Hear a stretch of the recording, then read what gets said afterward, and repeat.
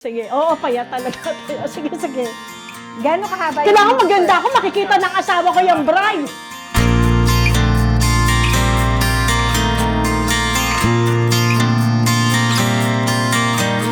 Okay, Kat. So now, we're on the second season o second phase ng buhay mo. Ikwento mo naman sa amin yung naging buhay mo dito sa UAE, pagpasok mo sa UAE. Pumasok ako dito as a visit visa noong August 2004. Oh, 2004. So, ang init. So, uso pa nun yung hindi pa high-tech ang Dubai. Uso pa nun yung walk-in lang na nag-a-apply. By the way, I mean, bakit Dubai?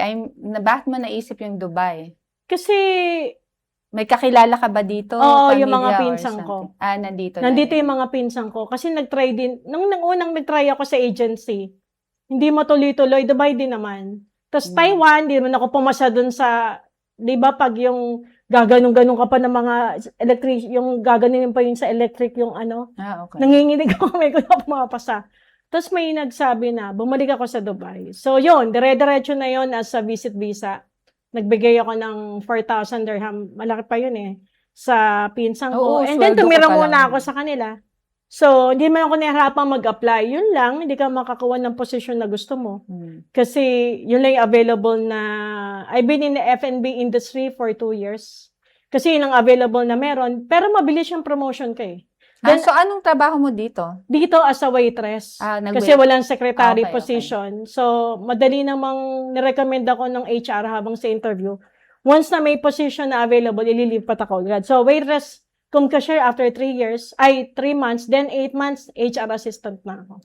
Okay. Hanggang sa after 2 years, lumipat na ako sa international school naman. So yan ata yung big breakthrough mo, di ba? Oo. Yan yung pinaka colorful na Yes. buhay mo dito sa UAE. Oo. Sige nga, kwento mo sa amin yung peak season, kumbaga wonderful season mo Oo. dito sa UAE. Gaano ka katagal dyan sa international company? So, dito sa school na to, it's an international school.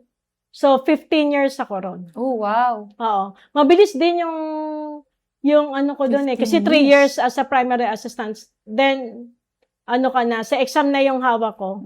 For after noon, doon ako tumagal. So, 15 years. And then, nag-resign ako. 15 years ka sa Oo. school. I mean, kamusta yung buhay mo that time? 15 years, umuwi ka niya sa Pilipinas, di ba? Oo.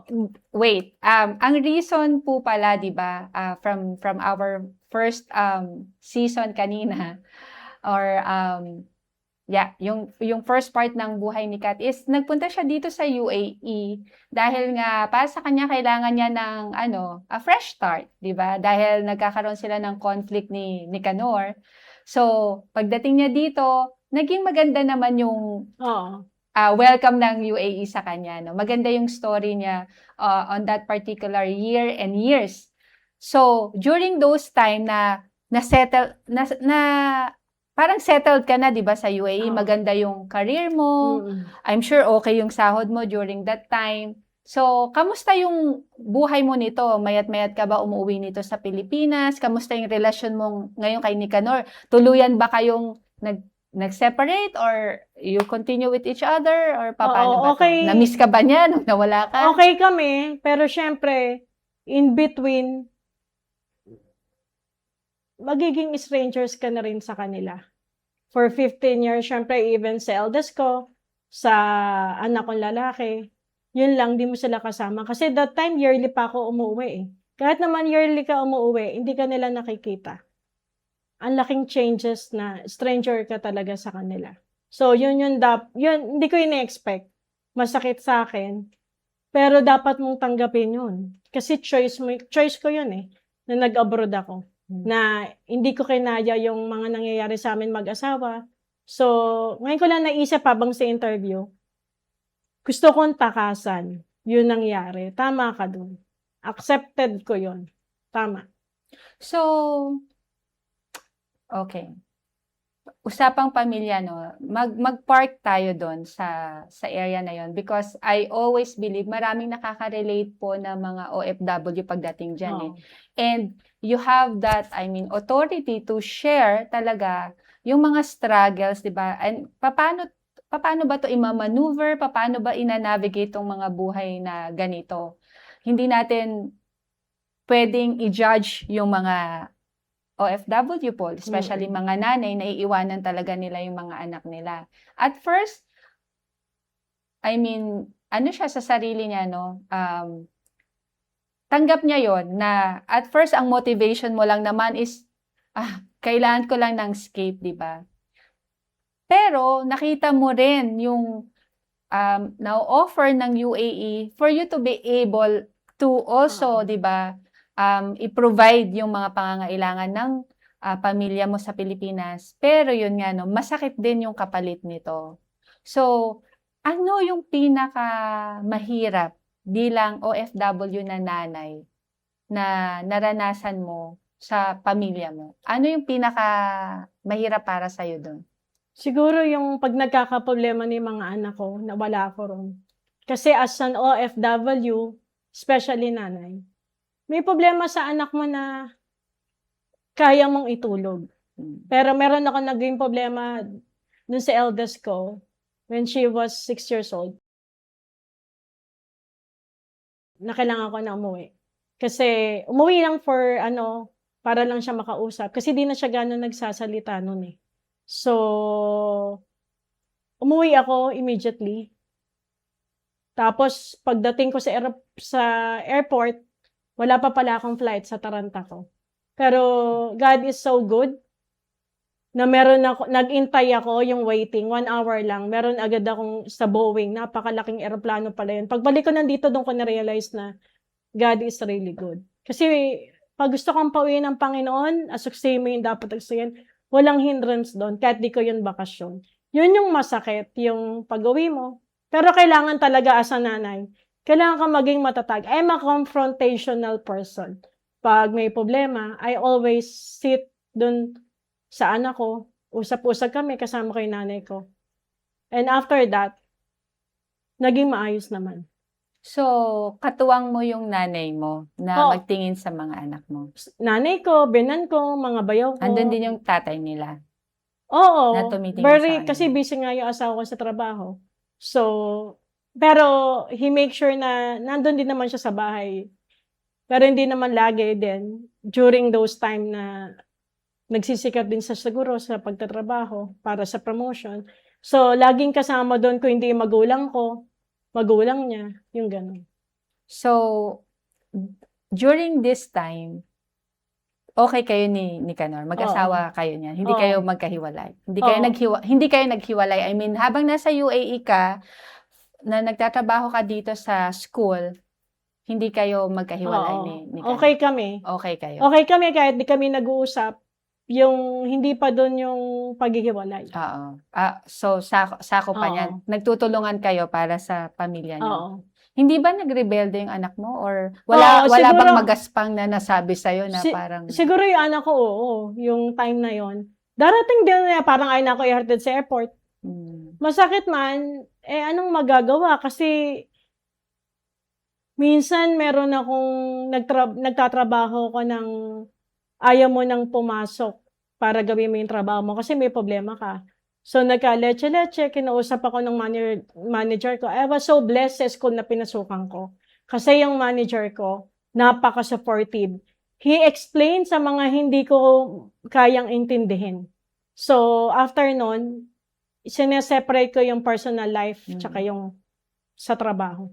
Para hindi ka affected sa pag-iisip ng masyadong personal life na nagkakamali-mali ka na sa trabaho mo. Hindi kasi ganun kadali maging OFW. Pero I mean, you never thought na kaya naman siguro namin kung uuwi na lang ako para sa mga bata. Hindi ko inisip. Kasi nandun lagi yung galit sa puso ko. Okay. Na Yung ayokong pagre-rebelde umuwi. mo sa asawa mo. Siguro, ngayon ko na lang na-realize sa sinabi mo na siguro nga, yung parang ayoko na umuwi. Kasi Ang payat-payat ko, almost luwa yung mata ko nung pumunta ako dito eh. Tuwing nakikita ko yung Emirates ID ko na yun, Nagpapaalala hindi ko sa'yo. maiisip na ganun ba yung itsura ko. Talagang pangit. I can say, ang pangit ko. Pero hindi ko sinisisi doon yung asawa ko. Kasi nandun, ako dapat din nag-develop ng sarili ko eh. How can I develop myself?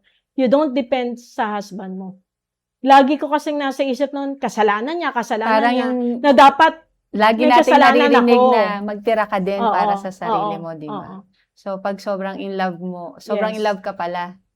Oo, mahal ko talaga yung asawa ko. Nakakapangit pala pag sobrang in love, Yung ano? asawa ko, feeling ko siya yung pinakagwapo sa buong mundo na walang papantay. Oh, di ba beauty is in the eyes of the beholder. So, syempre siya yung beholder nun. So, oo nga no, pagka yung motivation mo talaga is galit, parang Oo. tsaka sometimes no, hindi natin nare-realize, minsan nagiging selfish talaga tayo, Oo. no? Na or sometimes yung pain talaga, matinding motivation yun para to stand dun sa decision natin. May itatanong sana ako na nawala sa isip ko eh. Anyway, I'll go through with this question, no.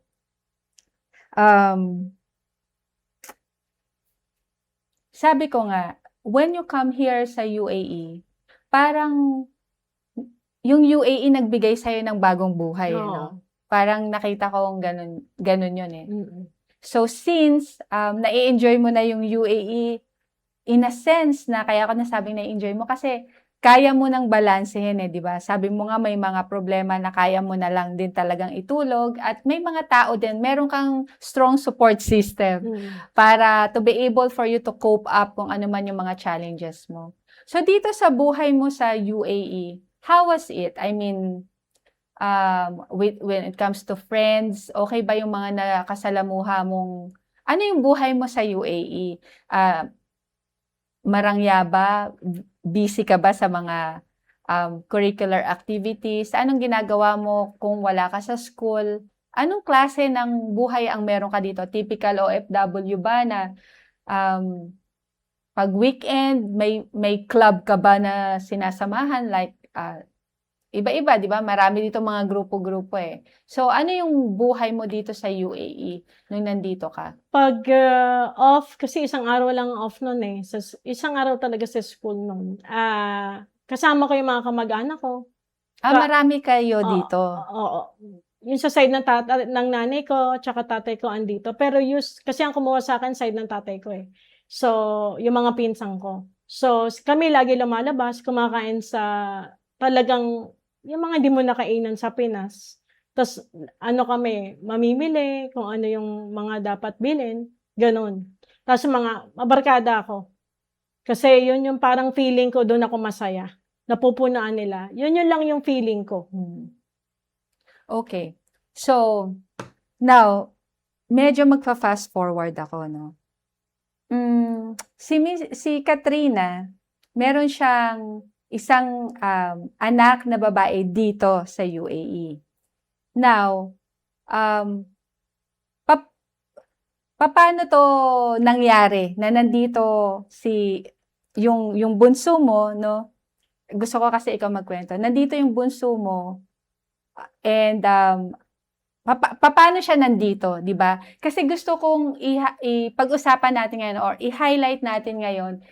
Ito kasi para sa akin is one of the biggest challenge or alam mo yun, yung plot twist ng buhay mo.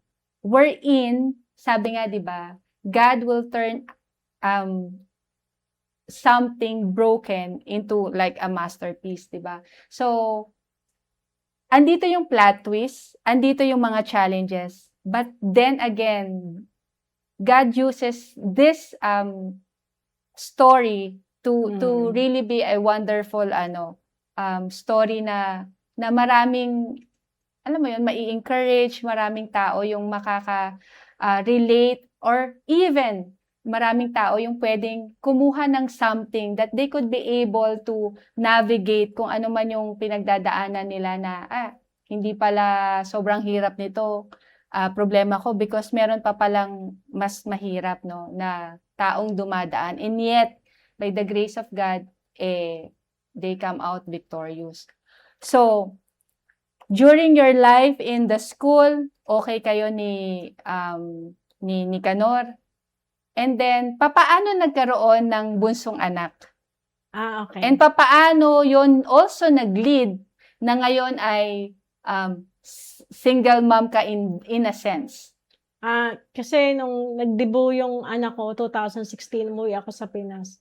Tsaka talaga, 3 years in the making, ito na gusto ng asawa kong masundan. Ako yung may ayaw. Siyempre, nasa isip ko yung karir ko. Kasi sa position ko nun sa school, wala akong kapalit. Pansamantala lang. So, ingat na ingat ako kasi napupunaan niya yung mga pangangailangan kasi maganda yung salary ko dun So, noong 2016 na umuwi ako, parang yun yung time na gusto ko na rin magkaanak. Baka mas maayos kami, ganon. So, madali lang naman mabuntis. So, nagkaroon ako nitong si Reyna D. yung bunso, yung youngest kong babae.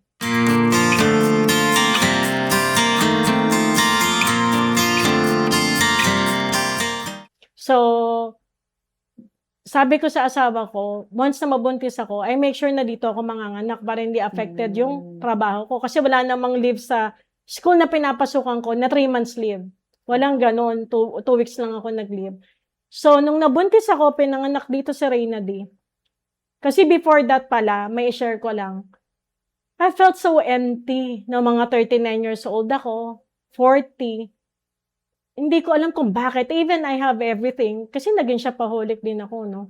I have everything. The signatures, uploads, from taas hanggang Dahil baba. Dahil nga maganda yung career mo. Siyempre, hindi ako yung typical na OFW. Ako, ginagalang ko kung anong style na pagiging OFW nyo. Ako kasi nasa international school, so minahal ko rin yung sarili ko. Sabi nung tsahin ko, bago pumunta ng Canada, ayusin ko rin yung sarili ko. Kasi nasa international school ka. So, but then, kahit meron ka na, pakainin mo pa yung mga barkada mo sa masasarap na kainan. Pag uwi mo sa bahay, you felt so empty. Tapos nung nagkaroon na ako ng Reyna D, doon yung parang kahit ako mag-isa, masaya na ako ng kami lang. Siya yung nagbago nung buhay ko. Wala na akong kinatatakutan. Kasi parang sa akin, yung pagkukulang ko dun sa eldest ko, tsaka dun sa son ko, si Reyna D yung pupuno. Ako yung ibibigay ko lahat na hindi ko nabigay sa kanila. Binuhos mo talaga kasi kanya. Sa totoo lang, akala ng mga OFW na mga anak, masaya kami. Masakit na hindi namin kayo nakasama. Kaya gusto ko umuwi. Hindi ako ready. Akala lang. Hindi ka buo kasi, Oo, diba? Yun pala yun. Hindi siguro nga ako buo. Nanghihinayang sa pera, sa salary na meron ako. Baka maulit yung mga nangyari nung nandun ako. Na hindi magiging sapat. Kasi hindi pa naman ganun kataas ang posisyon na asawa ko noon. Pero hindi naman ako mapaghanap na asawa. Pero gusto ko talagang may pasok sila sa private school. So, yun, no? Nabuntis ka, you make sure dito ka manganak.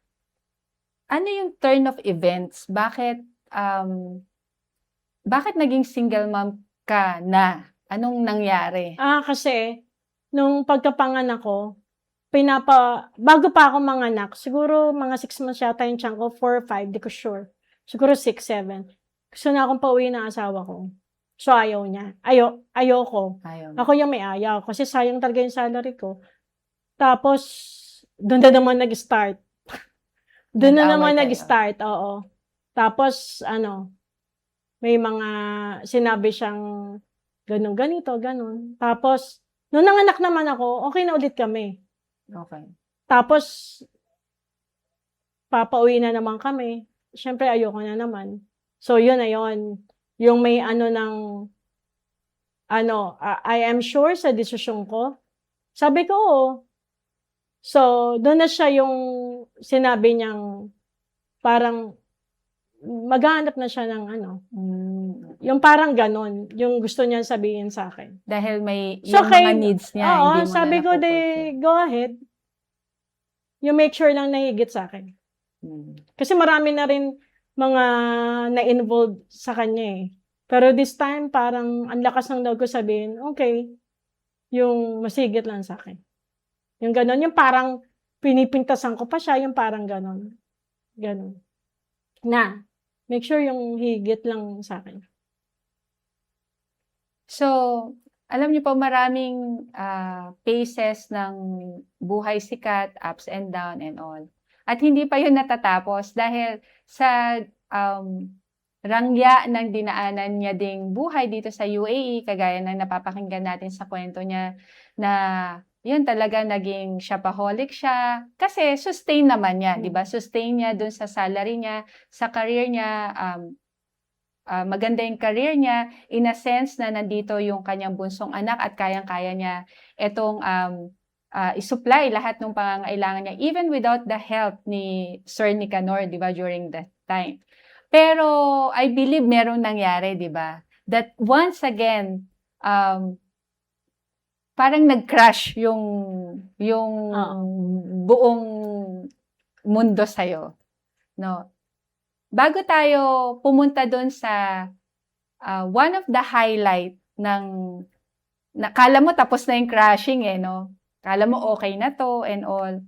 Pero meron pa pala na masasabi nating mas mabigat kasi meron ka ng responsibility dala-dala, di ba? And doon po natin din makikita kung papaano mas lalo siyang tumatag. Kung papaano mas lalong pinagtibay siya ng mga pangyayari sa buhay niya. And maririnig natin yung kwentong yon uli once we return after this short break.